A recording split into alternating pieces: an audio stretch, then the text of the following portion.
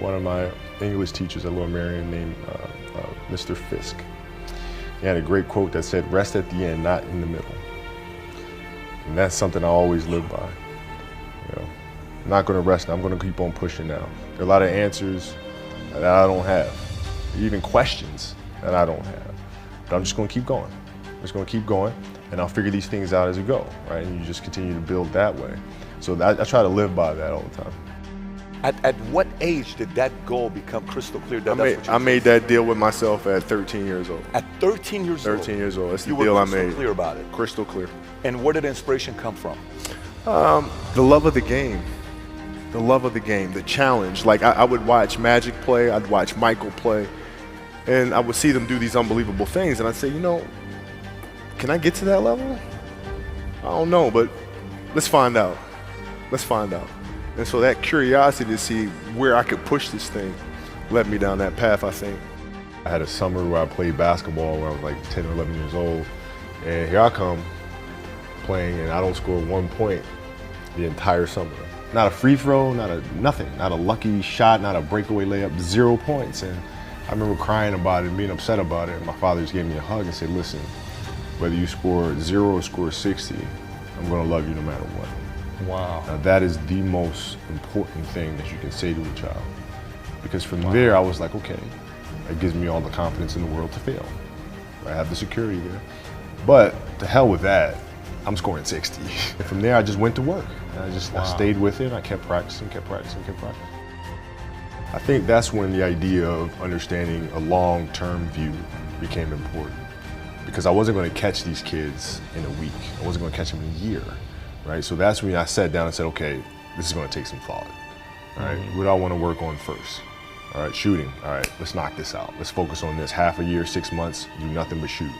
Right, after that, all right, creating your own shot, and then you focus. So I started creating a menu of things. When I came back the next summer, I was a little bit better. I scored. Yeah, it wasn't much, right, but I scored. This is 12, 13. 12, 13. And then 14 came around, back half of 13, 14 years old, and then I was just killing everyone. And it happened in 2 years. And I wasn't expecting it to happen in 2 years, but it did, because what I had to do was work on the basics and the fundamentals. Well, they relied on their athleticism and their natural ability. And because I stick to the fundamentals, it just caught up to them. And then my body, my knees stopped hurting. I grew into my frame, and then it was game over. Wow. Were you always competitive from the day you were born? You were super competitive? Competitive with things that I participate in. So I'll put it to you this way. So basketball for me was the most important thing. So everything I saw, whether it was TV shows, whether it was books I read, people I talked to, everything was done to try to learn how to become a better basketball player. Everything. And so when you have that point of view, then literally the world becomes your library to help you to become better at your craft. So at 13 years old, I had a I had a kill list. And so, they used to do these rankings. It was Street and Smith basketball rankings. And I was nowhere to be found because I was like 6'4", scrawny, like 160 pounds soaking wet. So I was like 57 on the list. And so I would look at 56, 55, all the way up to number 1, who these players are, what club teams they played for. So when we go on an AAU travel circuit, I got to hunt them down. Right? And so that became my mission in high school, is to check off every other person, all those 56 other names, hunt them down and knock them down. So when we played at 13, I would size you up and see what your strengths and weaknesses are. How do you approach the game? Are you silly about it? Are you goofy about it? Are you good at it just because you're bigger and stronger than everybody else? Right? Or is there actually thought and skill that you put into it? Right? And when I'd play to my weaknesses. I always work on the things during those games that I was weak at. Left hand, pull-up jump shot, post game. Right? So I have a strategy. What was really your work ethic like, and for how long did you stay disciplined? Well, I mean, every day. Since 20 years. It was an everyday process, and trying to figure out strengths and weaknesses. For example, jumping ability. My vertical was a 40, it wasn't a 46 or a 45. My hands are big, but they're not massive. right? So you got to figure out ways to strengthen them so your hands are strong enough to be able to palm a ball and do the things that you need to do. Quickness, I was quick, but not insanely quick. I was fast, but not ridiculously fast, right? So I had to rely on skill a lot more. I had to rely on angles a lot more. I had to study the game a lot more. And but I enjoyed it though. So like from the time I can remember when I started watching the game, I studied the game, and it just never changed. What does losing feel like to you? It's exciting Why is it exciting? because it means you have different ways to get better. There's certain things that you can figure out that you can take advantage of, right? Certain weaknesses that were exposed that you need to shore up, right? So it was exciting. I mean, it sucks to lose, Right. but the hardest thing is to face that stuff. That's a really, really tough challenge. How did you get mentally and emotionally so strong where it doesn't bother you? Well, you got to look at the reality of the situation. Like for me, it's not, you kind of got to get over yourself, right? And then after that, it's okay, well, why did those air balls happen? Got it. I didn't have the legs. So you look at the shot, every shot was online. Every shot was online, but every shot was short, right? I got to get stronger. I got to train differently. The weight training program that I'm doing, I got to tailor it for an 82-game season so that when the playoffs come around, my legs are stronger and that ball gets there. So I look at it with rationale and say, okay, well, the reason why I shot air balls is because my legs aren't there. I go, well, next year they'll be there. You have to do the hard stuff and watch that game and study that game to not make those mistakes over and over again just because you weren't brave enough to face it. So you got to deal with it. Face it. Got to deal with it. Face it, learn from it. You don't want to have that feeling again, do you? Right? So you got to really study it, face it, and not to say you'll win the next time you face it, but at least you'll give yourself a better chance. Yeah. It's an obsessiveness that comes along with it. You want things to be as perfect as they can be, understanding that nothing is ever perfect. But the challenge is try to get them as perfect as they can be. And what can you do? It's in your control. So control what you can. You have this mindset, but how did you develop that?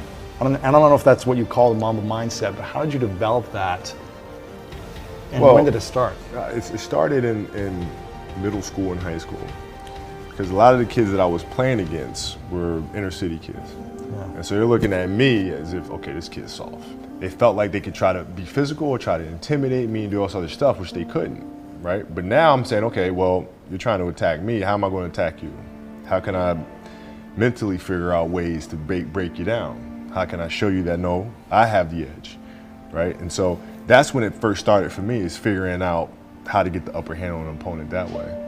And what would you do to mentally break people down then? One of the things I would do is, while everybody would be at the cafeteria work, eating and doing all sort of stuff, I just go back to the gym. And so that was my way of showing them, yeah, I may be from the suburbs, but you're not going to outwork me. Wow. Like I see a lot of players take vacations with other players that are close friends. And we'll just take vacations just to take vacations, or just hang out just to hang out. Like I never did that. But it was a Why not choice. though? Why didn't you do that? Well, because when I retire, I didn't want to have to say, I wish I would have done more. I don't want that. I played games with the flu. I played games with 102-degree fever, man. We had a game against Toronto in 2000, and Vince was tearing the league up. My back was jacked. So I would be in the layup line like, okay, there's a lot of days where you can rest and recover. Today ain't one of them. Your back can bother you any other day. That ain't bothering me today. He gonna have to see me today. You're playing against the Golden State Warriors. Score is 107-109. You guys are close to getting into the playoffs. You know exactly what happens in the game. You go up, you're about to take your shot, and then all of a sudden, boom, Achilles happens, right? Friend of mine, Nima, he is here just to listen to. He played ball. And he told me, he says, Patrick, I don't think you understand. He says, when I tore my Achilles in high school, he says, 4 friends of mine dragged me to my hospital. I was crying from there straight to the hospital. He says, I have no clue how the hell This guy did it. He went and hit the free throws, and then you walked off the stage. How the hell do you tolerate that kind of pain? You know, I use this. I tell this example, and I think this is the best way to explain it. You know, you have a hamstring injury, you pull your hamstring really, really badly, you can barely walk, right? Let alone play anything. You're at home, all of a sudden a fire breaks out in the home, right? Your kids are upstairs, you know, wife is wherever she may be, you know, going down. I'm willing to bet that you're going to forget about your hamstring, you're going to sprint upstairs, you're going to grab your kids, you'll make sure your wife's good, you're getting out of that house. And the reason is because the lives of your family are more important than the injury of your hamstring. And so when the game is more important than the injury itself, you don't feel that injury. Not at that time. Went in the trainer's room, my kids are in there, and you know, they're looking at you and stuff, and I'm looking at them, and I'm like, you know, it's all right, Dad's gonna be all right. It'll be fine, it'll be all right, it'll be all right, it'll be all right. As a parent, you gotta set the example. You gotta set the example. This is another obstacle. This obstacle cannot define me, it's not gonna cripple me, it's not gonna be responsible for me stepping away for the game that I love. I'm gonna step away on my own terms. And that's when the decision was made that, you know what, I'm doing it. You gotta lead by example. As parents, you gotta lead by example. If you want your kids to do whatever it is they wanna accomplish in life, you have to show them. You gotta show them. The definition of greatness is to inspire the people next to you. I think that's what greatness is or should be. It's not something that lives and dies with one person. It's how can you inspire a person to then in turn inspire another person that then inspires another person. And that's how you create something that I think lasts forever. Yeah. And I think that's our challenge as people, is to figure out how our story can impact others and motivate them in a way to create their own greatness.